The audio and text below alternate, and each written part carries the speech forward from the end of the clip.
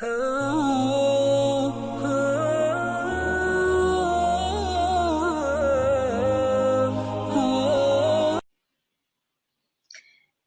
evening, everyone. I am super excited today because the guest whom we have today with us is an amazing individual. He has a walk-in library, which he just told me like 5 minutes back, and I'm very excited to have a look at that if he's going to allow me to have a look at his library.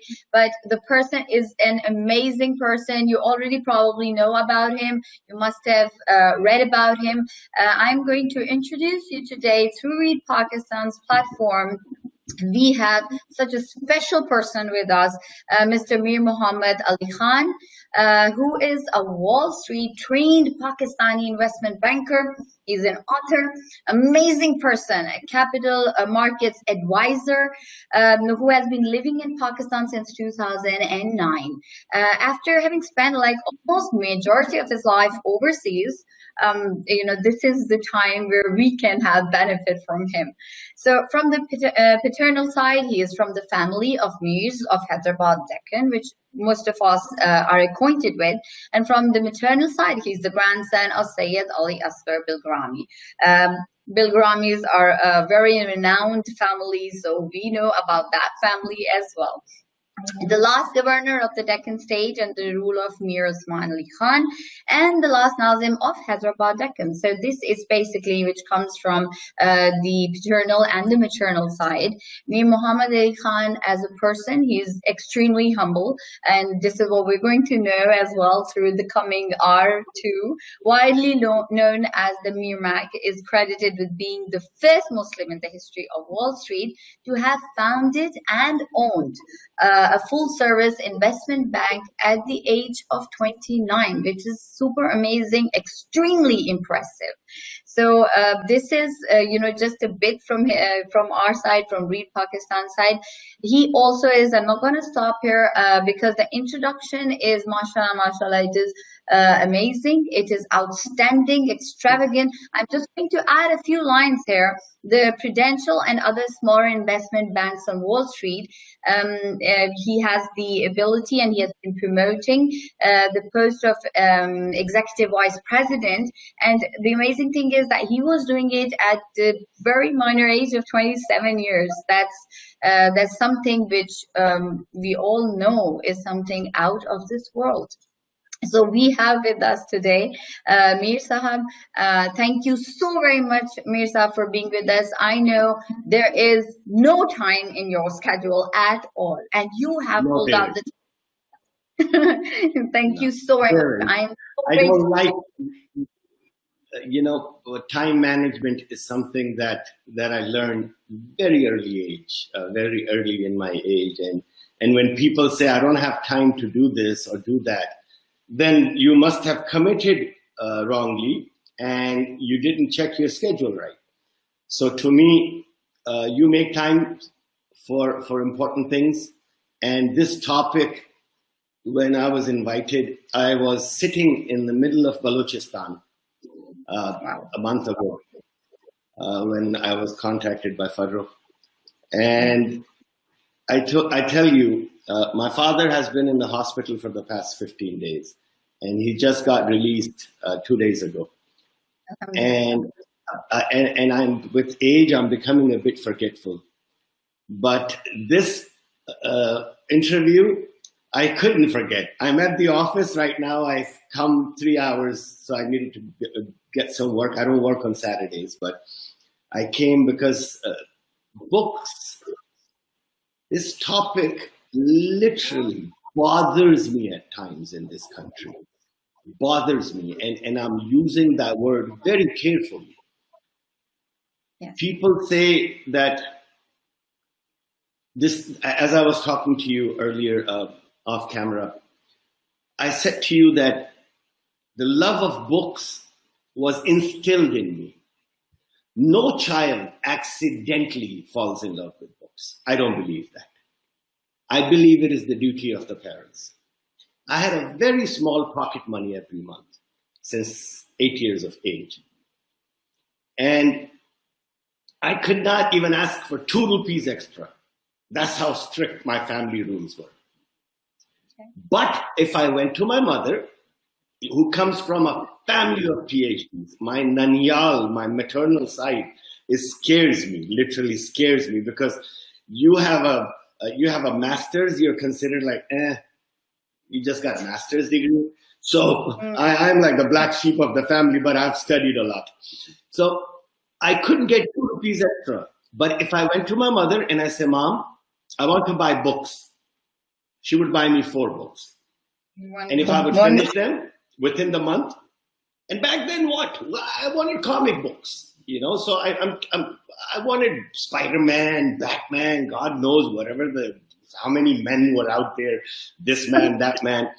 Then I started reading small storybooks, and every time I would ask my mother for books, she would buy me one. And that's how my reading habit was built. Yes. That's so amazing, because you are so right about this. I've interviewed a lot of people, Mirza, but fortunately, are we clear? Can you hear me clearly? Yes, I can. Is my voice clear? Yeah, it is. Okay. Now, so I was just saying, Mirza, that there's so many people, so many intellectuals, so many scholars, and most of the time when we talk to them, and even when I have, these read sessions with them, and I ask them their story, where did it all started from? Most of them would say it started from our childhood. It started from our parents, how they read to us, how they, treated us, how they treated books. And so this is like amazing. One question that I'm going to, because the topic is directly related with you, it was selected because of your amazing personality and how successful, mashallah, you are in life. And tell me just, you have to tell us your story, that books played, and what role do actually generally books play in a successful person's life. So this is the topic, and I want you to please associate it with your personal experiences. Okay. I was a bit studious throughout my life because the reading habit, I have a very bad reading habit. Bad meaning, when I say bad, I say smilingly, because my family at times gets irritated. I have 1.5 hours every night for the past 30 years, no matter where I am. I read before I sleep. Wow. No matter where I am. And I have traveled a lot. So my wife packs 4 to 5 books in my suitcase when I go somewhere. So she knows, what books do you want packed? Nobody asks me what suit you want packed, what tie you want packed. So amazing. This reading habit of mine, people today, the young people today, when they comment on social media, or I give lots of speeches at universities, and when I hear, I don't know, when I know that, when I hear that word, I don't know, and I see a smartphone in that child's hand, that question or that comment, I don't know, bothers me. How can you not know when you have internet in your hand? Because I was shifted from non-internet to internet time. When I was in university at Rutgers, there was no internet. I used to go to the library where we had cue cards, index cards, take books out, sit on the floor, flip through the pages, go make microfiche copies, and 10 cents a copy. And I used to be broke in university. I swear, if I had to make 200 pages, that's $20. $20 was my entire week's lunch money. Entire weeks I can spend $3 and have great pizza lunch. So books played a great role in my life. When I landed on Wall Street, I landed on Wall Street Believe me, it is the most cutthroat place in the world. Yes. I've spent my entire life overseas. Even America is not cutthroat. You work in Connecticut, you work in California, you work in Idaho, wherever you work. It is not a cutthroat place. It is an efficient place. It's a competitive place. Competitiveness and efficiency take the back seat because you have to have that. It is swimming with the sharks and getting bitten every second. There are no mentors. Nobody wants to teach you. You get the training that everybody else gets. Not everybody has the same comprehension level, but that's it. You get 6 hours of training for 3 months, whatever it is. You're sent packing your bags. Then you land. I started as a stockbroker. And stockbroker's job is to call people, random people in America. And it's like the movies, 15 people, seats, 300 rows, 800, 900,000 stockbrokers. And I started at the world's largest financial institution at that time, Prudential. And no mentors. Who do I go to? There's no internet that I can search, or there's no social media that I can connect with someone. Books. When every other person was going, and Wall Street is a very party place.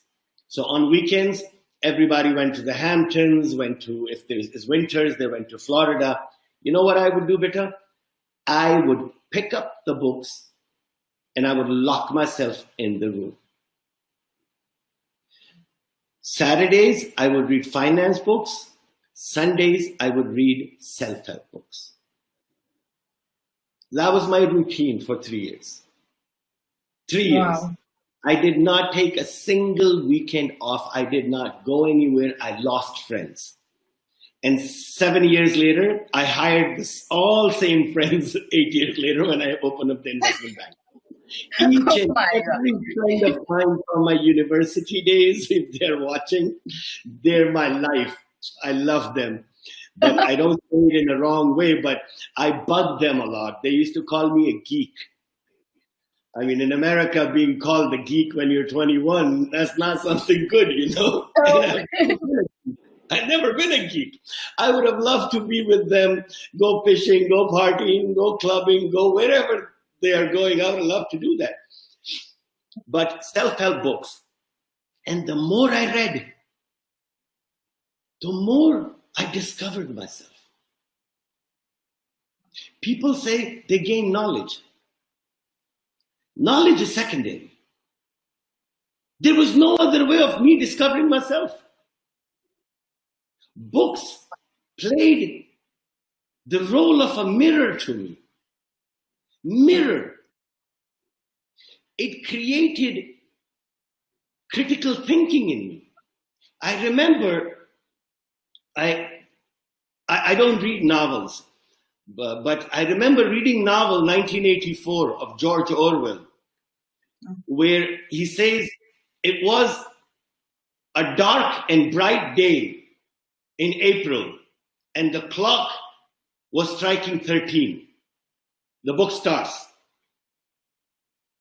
And that was the beginning of my critical thinking. I said, it was a dark and bright day? How could it?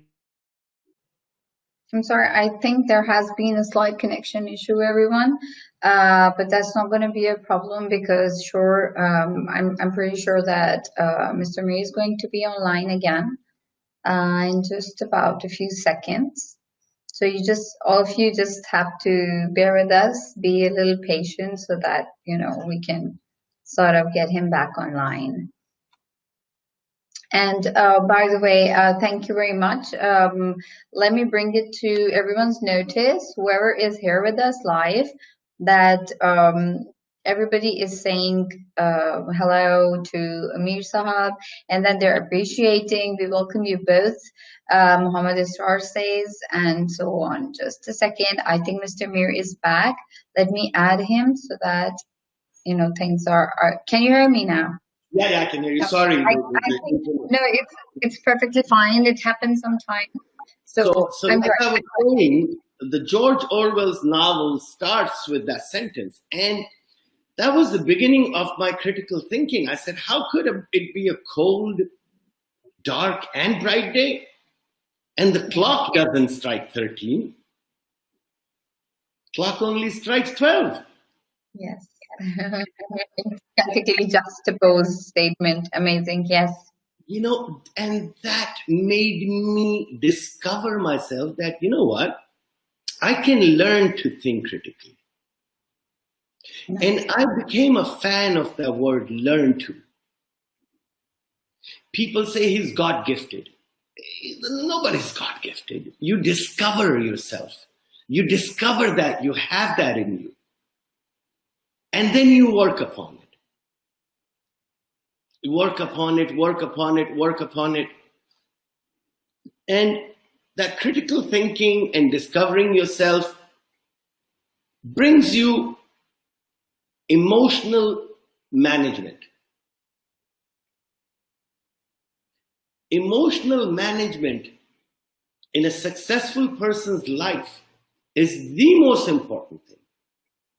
If you cannot manage your emotions, how are you going to manage 800 people and their emotions who work for you, or 1,000 people, or 50 people, or 100 people? How can you? How can I teach somebody how to drive when I'm afraid of driving, or I'm not a master of driving? Master. So before one wants to be an entrepreneur or a leader, one has to chisel himself or herself. Chisel. And I say that word chisel. You have to chisel yourself. Because every person is a stone, metaphorically speaking. Everybody gets a square, round piece of stone. You have to chisel yourself. Somebody chisels themselves into being a doctor. Somebody chisels themselves being into a journalist. You chisel yourself. And in order to see what you want to get yourself chiseled into, books will lead you there. I am an accidental investment banker. I'm an absolute, yes, yes, and I openly say this. I am absolutely accidental in the first year of my college. I took every elective course so I can get straight A's and keep my GPA high. Oh. Simple and honest cheating method. Okay, simple and honest cheating method. Okay. Third semester, my counselor said, "You have to declare your major." I said, "Yes." His name was Miller. I said, "Dean Miller, I have no idea what I want to be." And he's like, literally, 99% I thought I would be a psychologist. Because I had taken so many psychology courses. Because I've been infatuated with human behavior. So I took so many that I was finished with psychology and philosophy. Two elective courses I kept taking: philosophy of religion, philosophy of logical thinking, philosophy, psychology. Third semester of my university, the dean said, "You have one elective course left. You have to declare a major." I said, "Okay." So I went out of the dean's office and I went around. If anybody who goes to Rutgers, they'll know right outside Miller Hall, there's a huge lawn. I asked everybody. I said, "Next semester, what's the easy course?" I am going and asking strangers. I mean, I know them by face because we're going. I said, "What's the easy course? Who gives a straight A?" Oh my God! A little bit of effort. So one person says Bruno Parigi is I love him. I salute him. He's been my mentor for years in economics. And he says, "Professor Parigi." I said, "Okay, What is he teaching this semester? Is this a money in banking? And I was like, money in banking? What the hell? It must be such a dry subject, money in banking. But I had no choice. So I ran back in to Dean Miller's office for registration. I said, Dean, most probably I think I'm going to take money in banking and I will decide this semester. I swear, Fatima, the first class I attended, I felt I found my calling in life. Wow. I picked up the book. It was a 389-page book. The big one, not the small book, the textbook. Huge, this big. I finished it in 2 weeks. My I God. was doing nothing but reading. And I went back to Parigi and I started asking questions. In class, he made me shut up. He's like, you can't do this. You have finished the book. You can't. I said, can I come to your office hours? He's like, yes, sure. So I was sick. And I would say, but how does this happen? But how does this happen? But how does this happen? He's like, don't ask me. Take these related books. I would take the related books, finish them, and come back. And I would ask him, he said to me, he says, either you're going to be an economist or an investment banker. Economists are not very rich. Investment bankers are very rich. So, the greedy little lad I was, I said, investment banking. Yes, investment banking. And fourth semester, I declared double major, finance and economics. And my dean was like laughing at me. He goes, first, I couldn't force you to declare a major. And then you come back and you're saying you're going to do 30 extra credits and do 2 majors. I said, no problem. Finance, economics, anything, I'll read. I'll read. And so Wow. I call myself an accidental banker, I swear. But accidentally, I found my calling in life. And that was through books.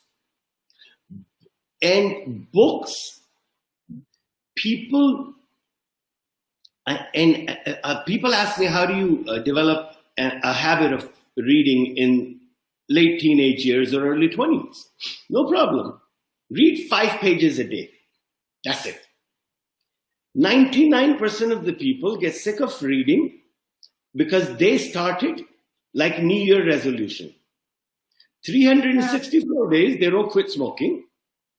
11:59, I'm going to quit smoking today and I'll never smoke for the rest of my life.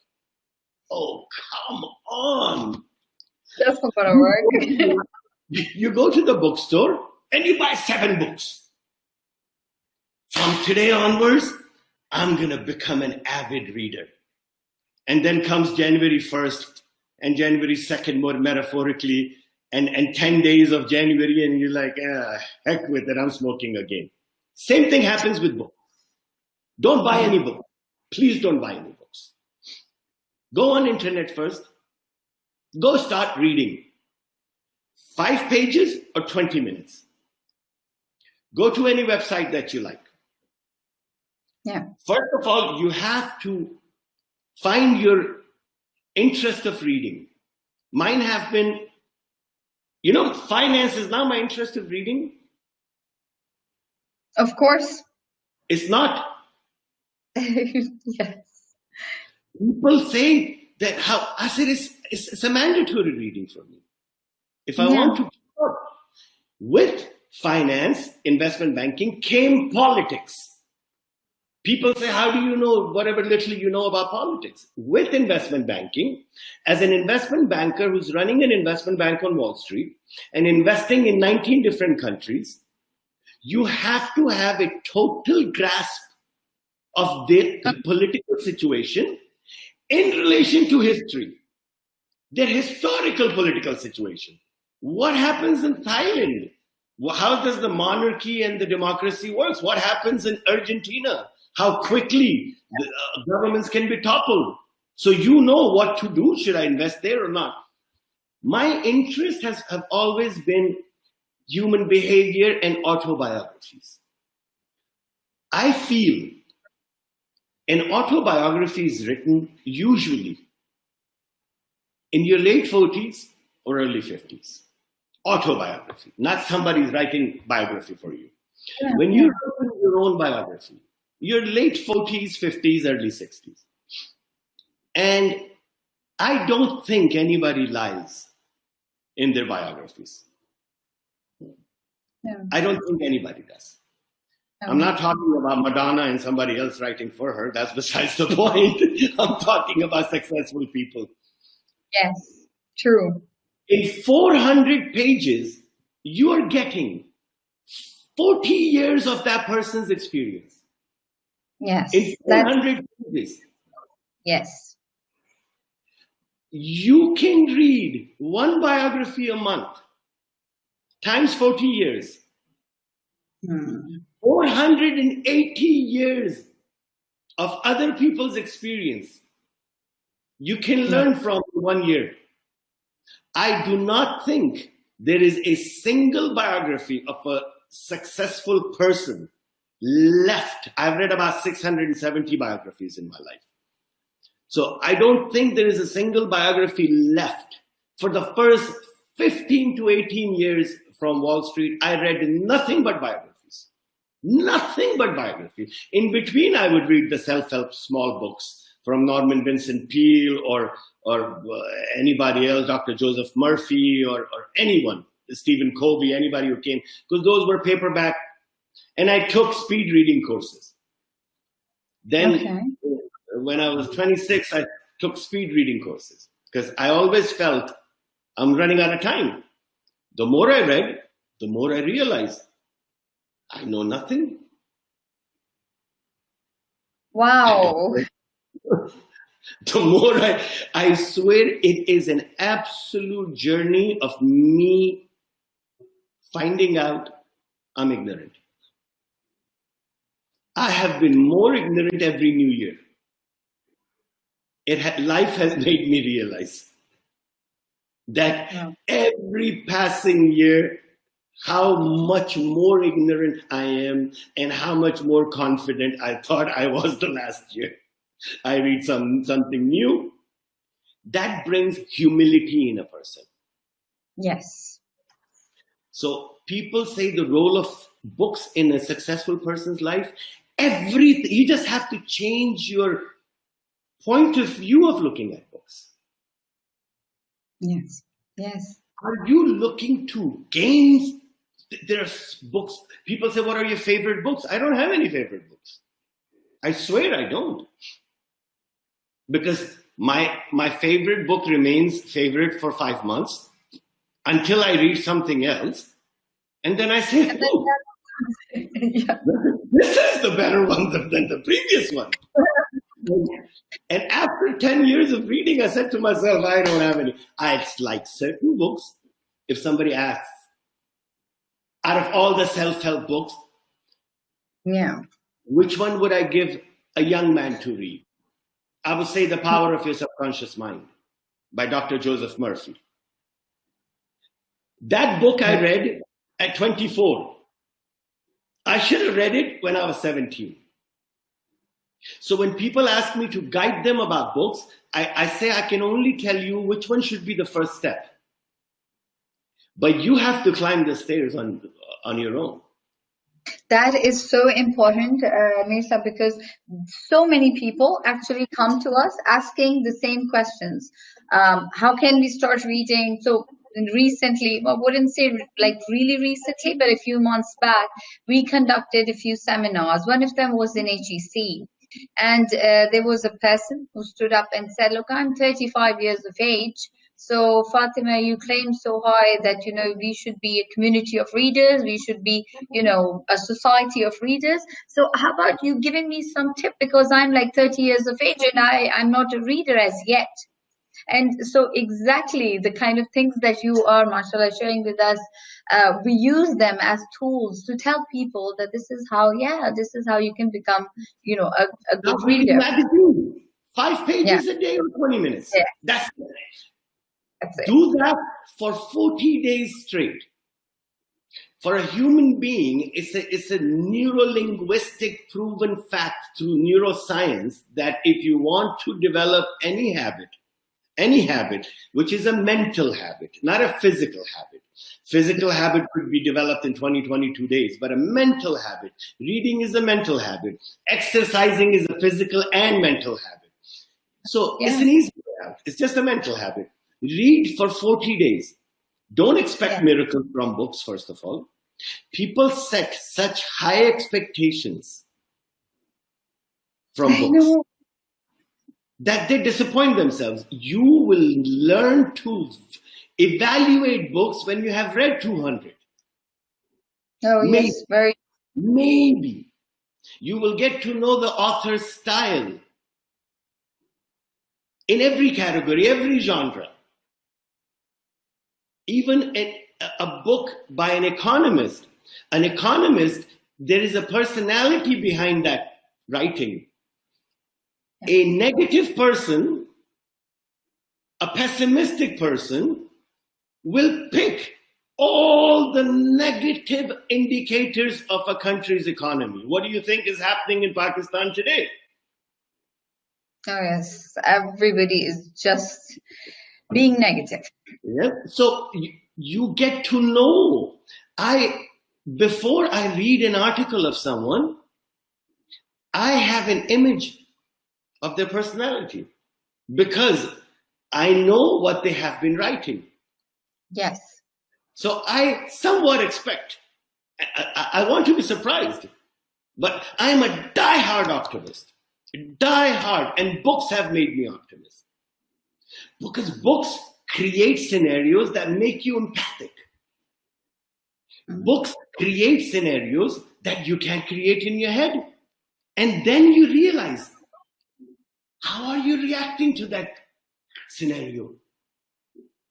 Oh, a car came and crashed into the wall. You're not in that car.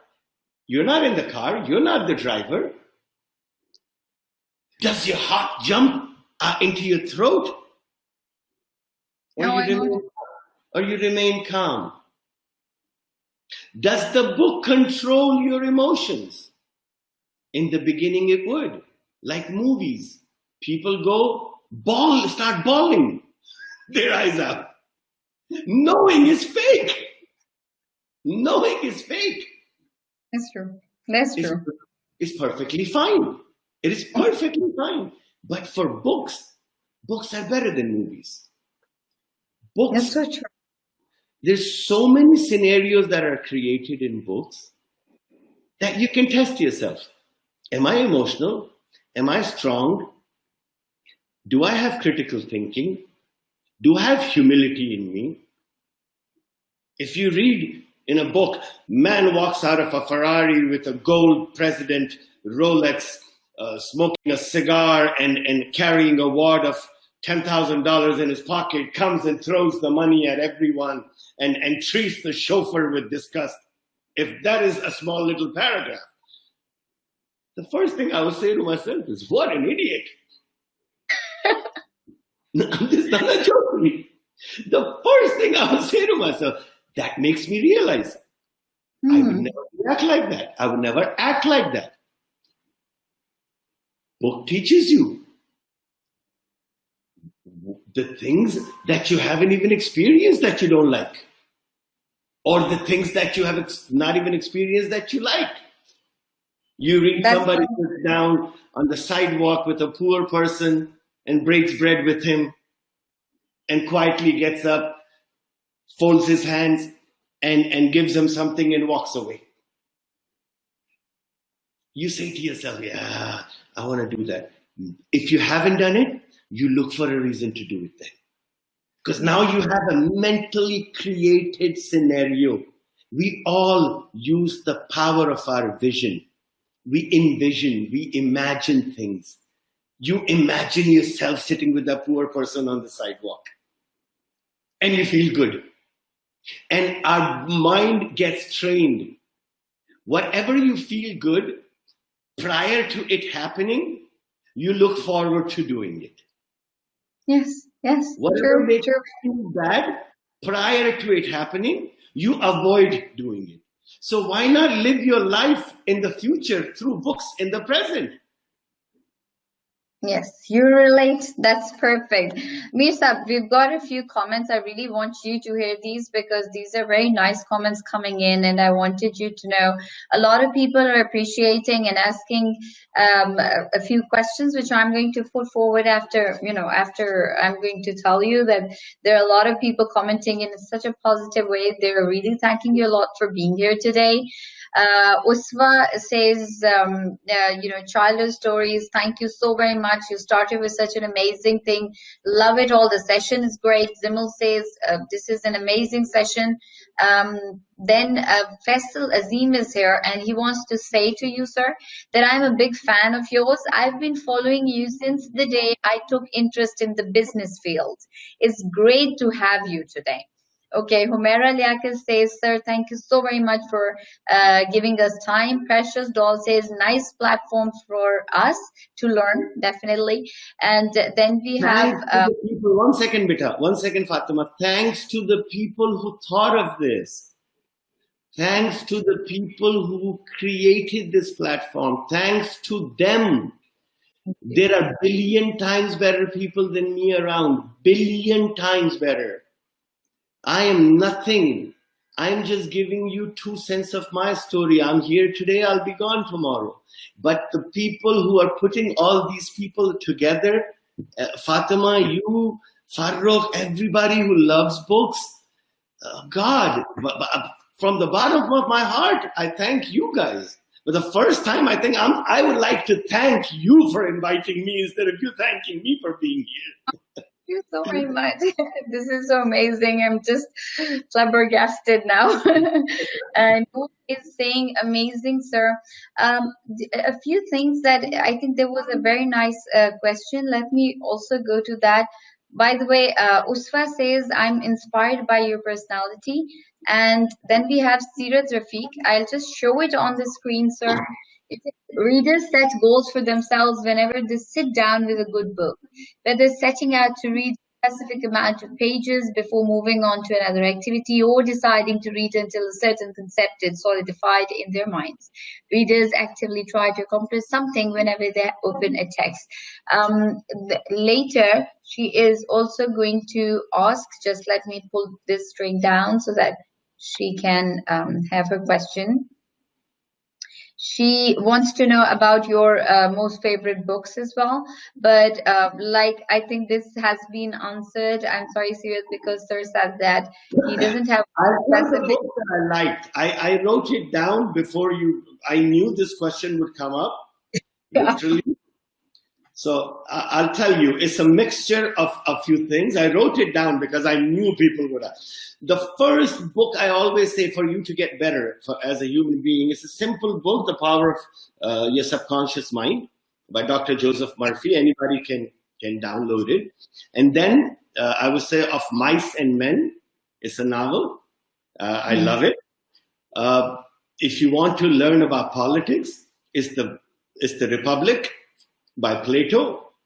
It is yes. The Republic. Oh God, that book I've read so many times, 800-900 pages, and every time I find something new in it. Long Walk to Freedom. One of my favorite books. Malcolm X. I love that. I like Ernest Hemingway a lot. So A Movable Feast by Ernest Hemingway. I've been to Hemingway's house in the Key West when I was in Florida. Oh yeah. I bought a cigar and there's a cigar shop right across and everybody says, I was like, I already smoked cigars, but I felt like, in my young age, Chichora, that I am a reader and I love Ernest Hemingway. I'm telling you, I have so many stories of my young age where I can hide myself in being alone. And I said, oh my God, how could I have done that?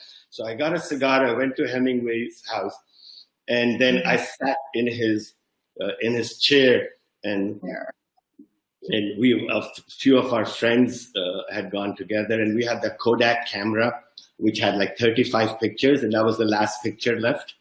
And a friend of mine, and we were all broke. we're all broke. And the last picture of mine, and my friend says to me, I'm like, take this picture. I'm in Hemingway's chair. Do you guys realize the legend he was? And none of my friends were, sorry to say that, guys, don't kill me afterwards. They'll be watching, some of them will be watching this video. They were not readers. None of my friends were readers. Sorry. So this is a fact. And I had to promise them to buy a $25 new camera, the disposable one, for one picture of me at Hemingway's house in his chair. And I agreed. At the moment we walked out, everybody's like, $25, come on, $25. So I bought it. So Hemingway, Mark Twain, the autobiography of Mark Twain, amazing. And this one book, everybody will say Quran, it's a fact. I've read Quran 21 times, one time in Arabic, 21 times with translation. I had gone through clinical depression in my mid-30s. Clinical depression. And books saved me. I was such an arrogant person within me that I was not ready to go see a psychiatrist. I openly talk about these things so the younger people can see, okay, I opened up an investment bank, I did this, 4, 5, 6, 7 things. The 99 painful things. That's what every successful person should talk about. 99. What one thing I did it 25 years ago? Heck with it, I did it. I didn't do it. Allah made me do it. His help, his yaqeen, everything. What? And a 29-year-old kid can think out of his arrogance that he opened up an investment bank. Are you kidding me? I look back and I say to myself, oh my God, how arrogant I was. I used to think I did it. When I lost everything in my mid-30s, I went into clinical depression. And I use the word clinical because I would sleep for 18 hours a day. I would not get out of my room for 7 days at a time. All my curtains were drawn. I was divorced.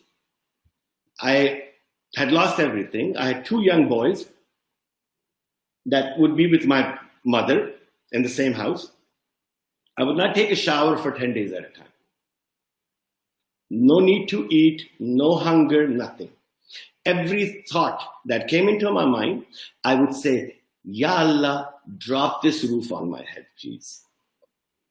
Because I'm a coward, I can't take my life. And then my mother said to me, start reading Quran. You know what my first reaction was? I come from a family of Sayyids. I'm a Sayyid. Ali Khan is a title. It's not. I'm a Rizvi Sayyid from my father's side, and I'm an Abdi Sayyid from my mother's side. So, I come from a very religious mother's side. And my mother said, read Quran. And my first reaction was, what is it going to do? That's how clinically depressed I was. She goes, no, I'm not asking you to read it in Arabic. I want you to read with translation. And my mother is from Lucknow, so my Urdu I have that typical Lucknowi Urdu. I read, write, understand. So I started reading in Urdu. And the second time around, Fatima, I learned how not to give up from Quran. I read that every prophet had more difficulties than I did. I at least was running for my fame, money, power, accomplishment. Prophets were selfless. Imagine a selfless person being opposed. And they went out with a smile on their faces. Then I read Nahjul Balagha. I went and said Mawla Ali's khutbahs. And that gave me the strength to go see a psychiatrist. I went to my psychiatrist and I said to Dr. Faizi, the head of Aga Khan, he's retired now, he's the head of psychiatric department. I don't hide. I tell everybody he was my psychiatrist. And I told him, I said, I'm arrogant. not at all to other people, but I'm arrogant that I think I don't need a psychiatrist. Because I've been a leader till this age, and I think I can solve my problems. I said, and I know I can't. That's the ignorant side of me also. I know that I can't, that my arrogance is wrong. So, Doc, this first session, do something that I come back. He goes, what made you come to me first time? I said, Nahjul Balagha and Quran. He goes, and you will not come here again and you will deny those 2 books? He made you come back. And that, I swear, hit me like a brick. I was like, Allahu Akbar. And he was such a funny psychiatrist. He told me a joke. I'll share it quickly. He said, a very religious person, there is flood in his gown, and he gets swept in the flood, goes, grabs a tree, and this Navy helicopter comes, and this Maulana, whoever religious person says, no, I'm very scared of helicopters, and if I try to get up on the rope, I'll fall, and the water flow will take me and I'll die. Helicopter goes. 5 seconds later, Navy boat comes. He's like, no, too many people on the boat. If I come in, it'll tip over and I will die. Boom! Flood comes, he dies. He goes to Allah and he says, Allah Mia, I was such a good human being. I've always believed in you. And you didn't save me? And this voice comes from behind, you idiot. Who sent you the helicopter and the boat? Yes. This is the joke my psychiatrist told me. He goes, those 2 books are the helicopter and the boat. If you don't want to come, you get up now. Otherwise, it'll take you 6 to 7 months of coming 2 times a week. And I'll give you medication. And I tell you, book saved me. Then I started reading about Van Gogh. I started reading about Abraham Lincoln. I started reading about everybody, all the depressed people in the world. I came to find out from books that, whoa, I'm not the only one. As recently as Oprah Winfrey, as recently as Nelson Mandela, clinically diagnosed as depressed. Yes. And I started to say to myself, oh, no problem. If a chemical is imbalanced here, I am not to be blamed. If somebody comes and cuts me on my hand, I'm not to be blamed. If I don't go to the hospital, I'm to be blamed. And books taught me that. So I tell you, what's the first word of contact between Allah and Rasulullah sallallahu alaihi wasallam? Iqra. Read. First word of contact. Yes. I mean, if you think about it, your body shivers. He didn't say, see. He didn't say, listen. He didn't say, pay attention. It was Allah. He could have said any word. True. The infinite wisdom chose one word that will remain in the history till the doomsday. And that was read. Only religion in the world. Only 124,000 prophets came, 38 known, 4 books. No book starts with the word read. Except our book. What more important do you need to know about reading? You and I claim to be Muslims, and Allah's first commandment to his most beloved prophet, we can't follow? So reading, No, I want to encourage 5 pages a day, 5 pages a night, whatever you like. Sports, cars, baseball, fashion, makeup. I swear, anything you like. 5 pages a day for 40 days. That's it. And you'll find yourself to be a reader. Don't go buy a book, please. Don't go buy a book. First time, don't buy a book, please. Mesa, you're a university in yourself. You know that? Has ever anybody told you this? That you're a complete university, you're a moving around university yourself? In this session, I'm always very much, I try to keep my mouth shut, but at times, you know, because I would like to interact with people as well. So always I'm, you know, sort of poking my own comments in the middle. And you are the only person, and you can have a look at my other sessions as well, that I've never said it. I've never said it to anyone, but you are that amazing person who I just don't want to speak a word. I just want to listen to. You are super, really out of this world, and I do not need to say it in too many words. It is just a pleasure just to listen to you. You're a walking university. Just a few comments. Most of the elective classes. University is all elective classes. Yeah, all the ones that you wanted to have.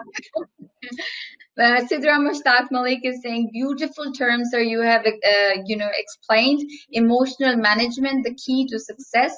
Excellent talk. Noman Sethi says with Retalk. Amna Ijaz says that sir is so enthusiastic and so positive, loving his aura. Absolutely right. Uswa says, Noor says, your enthusiasm is so motivating, sir. And obviously she's making a smiley right there. And then we have a lot of people saying a lot of good comments that they're enjoying the talk. And I think, I don't know if you can see all of these comments, but Zatasha says, that thank you very much. Manur says, super. Precious Doll says, reading is leading, and that he is enjoying, this talk a lot. He or she, because this is the name is not very obvious. Sirius says that this is an amazing session. Faisal Azim says economists are not very rich. He's laughing on your statement and appreciating the whole session. I have to be honest to Azim. I'm sorry. That's what he was an economist, Bruno Barighi. He was an economist himself, and that's what he told me, and scared the living daylights out of me. He goes, you're going to end up teaching. You're not going to make much. And you just keep doing your thesis. You want to do your PhD. And I said, my mother would be very happy that I did my PhD, but I want a Ferrari. I don't want a PhD. I swear. You want a Ferrari. That broke note, not more than $8 to $10 in my pocket. And I'm telling him, I want a Ferrari. I don't want a PhD. Toba, toba. But you've achieved all heights. I'm going to share this one comment. It's a question. I know we have very little time, sir, but Amna just says, can you please relate humility and reading on a more deeper level? This is a complicated, I would rather say it's a good question, but it will take a bit of time. If you have 1 or 2 minutes, you can explain this a bit. I'm loving this session. So you can extend it a bit if you like. Believe me, I'm at the office. It's lovely to have you, sir. Please. So here's the question. First of all, one has to understand the word humility. Yes. We think of humility as an opposite of arrogance. I don't look at humility as an opposite of arrogance. Okay. I don't want to be humble because I want to stay away from arrogance. I don't want to keep myself clean because I don't want to be a teacher. No, I want to stay clean because I would love to stay clean. Simple. I want to remain humble because it makes me feel good. Because my prophet was humble. Because my imams were humble. My khalifas were humble. That's the religious side. Every leader was humble except Hitler and Mussolini. Or Stalin.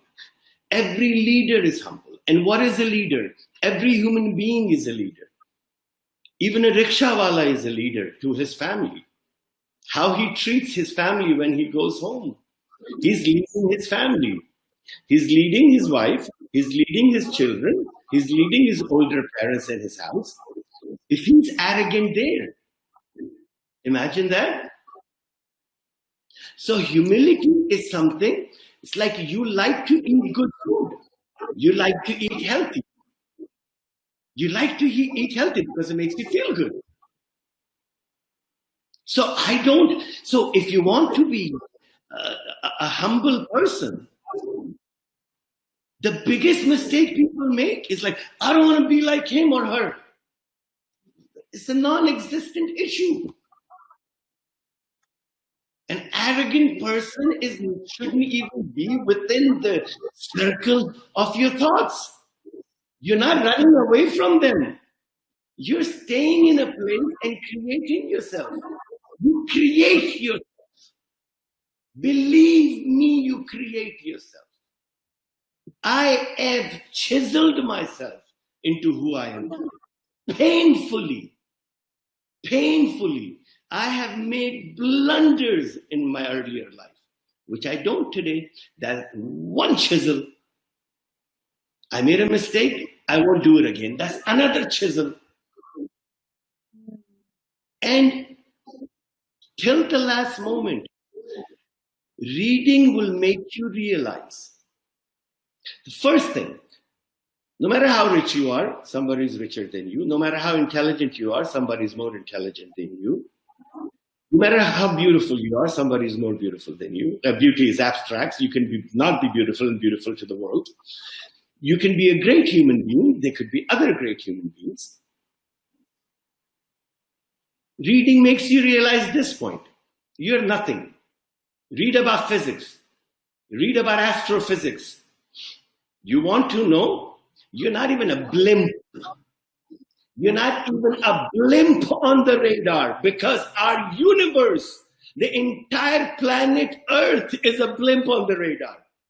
So true. So true. If you literally look at a picture of the entire universe, and if somebody asks you to find, this is through reading, right? And somebody asks you to find Earth, I swear you would need a microscopic lens to look where Earth is. And that's 7 billion people in a small blimp. Who the hell you and I are then? Who are we? That alone makes you humble. If you think about it. Reading is never going to change your life unless you think about what you're reading.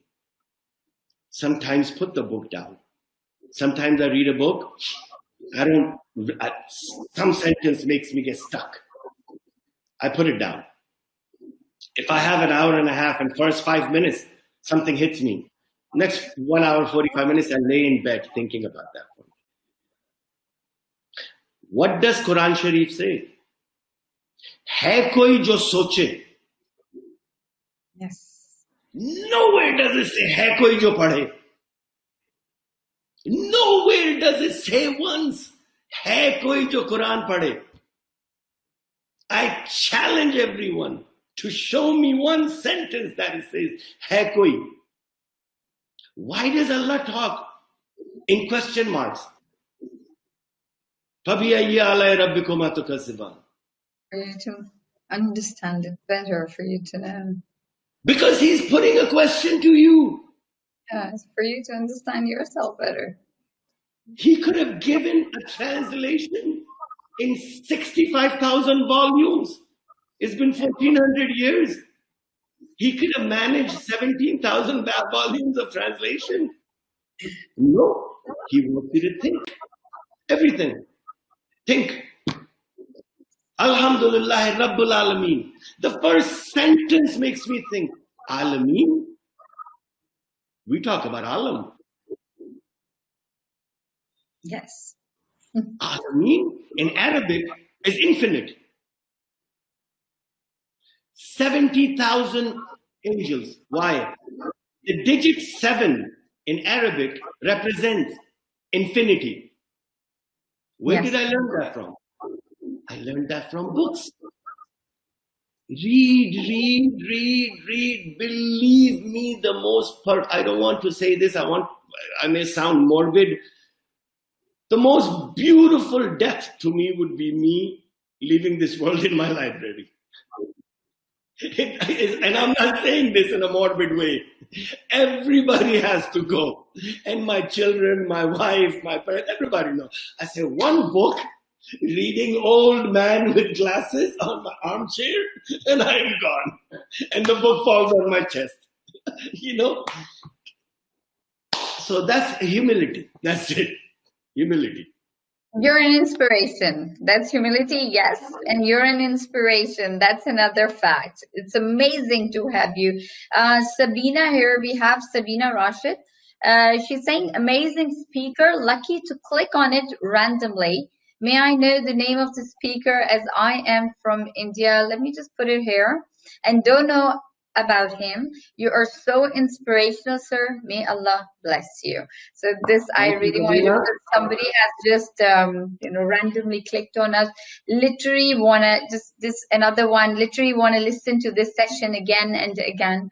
This is so true. I'm gonna do that too myself. You guys are making me blush, and I don't blush. I'm telling you, I don't blush. You are worth it. You know that yourself. You are worth it. You and I am so basic. I know that we're going a minute over time, but seriously, Mirza, this is not just saying it. This is a superb session. Everybody knows it. I personally feel so enlightened. And I want to commit to you guys. You can take me every 5-6 weeks about books. And I'll commit to you for a year, no matter where I am. Since this session is online, 4 to 6 weeks for 12 months, I literally, publicly commit to you. Publicly. I would never in a billion years commit to any other subject. I have no interest. I think I want to tell so much to the young generation. If I can create 10 readers in this 12 months, I swear I'll die a happier man, because those 10 readers will create 20 more. Those 20 more will create their children as readers. So Mashallah. I commit to you. Whenever you want it, you have my number, beta. Just let me know a week in advance. So no matter where I am. God bless you. You're an inspiration, but this thing, and I didn't even say to you, I am so glad that you have committed for this. And frankly speaking, when we ask people to come and share their story with books, it's just something that we want that people should be inspired. And you being an icon of inspiration, saying this to me is like you've gifted me with something. And you know what's going to happen now? Lots of people I've always asked me, we have series of lecture. And I said, man, you're going to get bored. You see me 3 times on the screen, you'll get bored, because I don't want to repeat. How much can you talk about finance? No. Listen, yes. I'm being honest. How much can you talk about finance? How much can you talk about politics? How much can you... you can talk about books. Oh, God. I can be 90 years old sitting here straight to 90. with my batisi like this. We can talk about, I suggest before we get off, we can talk about specific topics next time. Yes. What to find in inspirational books. What to find. Amazing. This was just about, actually, Mirza, it was just about you. And exactly it's been nailed, that people, because I wanted people to be inspired. I want the new generation to be inspired, to create readers, to get that thing inside them, because the purpose is to instill the reading habit, not to just create libraries and throw them and then people are not reading. Like the word instill. I'm telling you, I've been hearing this all my life, and my mother told me, instill this reading habit. I said to my mother, Mama, it feels like you want me to drill it in their head. I said, I want to lure them into books. Literally, I'm not joking. I want to trick them into books. It's such a bad word I'm using, but for some, the end justifies the means, you know. I have lured my boys into reading. You finish this book, give me an essay, handwritten, not typed, because that's painful. When they were 14, 15, and I'll give you $50. Otherwise, you don't get more than $10. Oh, that's a nice way. For reading the book, you get $10. For giving me a handwritten, at least 10-page summary. So true. So true. Today, that's a splendid tip. I've shared a lot of tips with people for different ages, from, so God knows, as in when you're expecting, what should you read? When you're expecting, how you should, start reading. When your boy is like 0 of age, and then so on, when your child is of 0. Let me tell you one little thing. The scientific fact I read in a Harvard Medical Review journal years ago in the psychology section, that fathers should read to the baby in mother's womb. The mother herself should read out loud. Yes, because the baby is listening. 4th month, baby can hear you. Yes, baby, you're right. That. The new neuroscientific research says that the 4th month baby understands the language. And it's scary. Certain things we don't understand, but fathers, the young boys, young men, get next to your wife's stomach and read, please. So anyway, thank you so much. We will go on with these sessions, and now that you have committed, and you're a man of your word, I have it's my public commitment to you. To the region. Yes, to everybody. Everybody's very happy. I'm receiving a lot of comments still. Fiza Munawar is saying, Allahu Akbar. I mean, which means that she's really, really awestruck. I would like to know more about reading. Kulthum is saying, parental development. Amazing. Kulthum saying, I'm now appreciating. And so, there are a lot of comments. Mirza, I've taken a lot of your time. I am so glad to you that I think my words will never be enough, even if I keep on going on for so many minutes. And I don't know whether you felt it when you were talking of Quran. I literally had tears in my eyes.